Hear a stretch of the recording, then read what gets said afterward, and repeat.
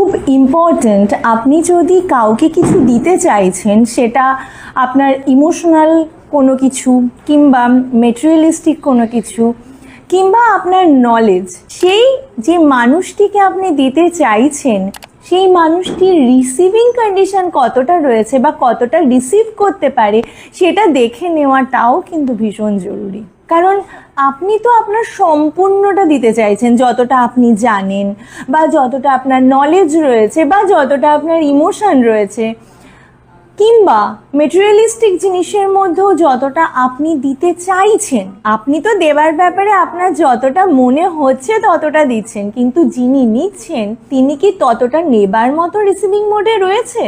এটা চেক করে তারপরেই কোনো কিছু দিন। আমি একটা এক্সাম্পল দিচ্ছি। ধরুন আপনার কাছে 1 লিটার গঙ্গা জল রয়েছে এবং আপনার পাশে একজন রয়েছে, তার গঙ্গা জলের প্রয়োজন কিন্তু তার কাছে গঙ্গা জল নেই।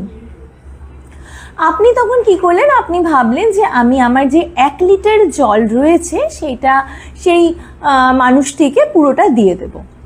তো আপনার তো 1 লিটারের গঙ্গা জল, কিন্তু যে মানুষটি রয়েছে তাকে জিজ্ঞাসা করলেন যে কিসে দেব, সে আপনাকে দেখাচ্ছে একটা ছোট্ট 100 গ্রামের বাটি, যার মধ্যে খুব বেশি হলে 100 ml গঙ্গা জল ধরে।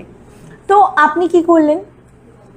আপনি কিছু না ভেবে সেই 1 লিটারের গঙ্গা জল সেই বাটির মধ্যে ঢালতে শুরু করলেন এবং 100 ml নেওয়ার পরে বাকি জলটা কিছুটা নিচে পড়লো, কিছুটা তার গায়ে পড়লো এবং সে আপনাকে বলল, আপনি আমার জামাটা ভিজিয়ে দিলেন।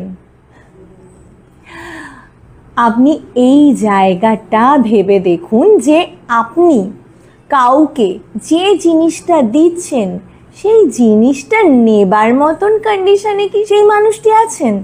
যদি না থাকেন তাহলে প্লিজ ওয়েস্ট করবেন না। সেটা এনার্জি হতে পারে, সেটা ইমোশন হতে পারে, নলেজ হতে পারে বা অন্য কোনো কিছু হতে পারে। যেটা আপনি ভাবছেন দেবেন সেটা দিন, বাট দেবার আগে যাচাই করে নিন যে তিনি ঠিকঠাকভাবে রিসিভিং মোডে আছেন কিনা। যদি না থাকে, যেটুকু দেবার সেটুকু দিয়ে বাকিটা নিজের জন্য সেভ করুন। এটা সেলফ লাভ, বাকিটা দেওয়ার দরকার নেই।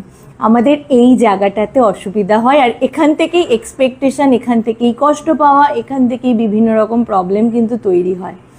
তো নিজেকে সেই কষ্ট থেকে বাঁচাতে হলে আগে আরেকজন কি কন্ডিশনে আছে সেটা অবশ্যই আমাদের দেখে নেওয়া উচিত। ভালো থাকুন, সুস্থ থাকুন, ভিতর থেকে আরও সুন্দর হয়ে উঠুন।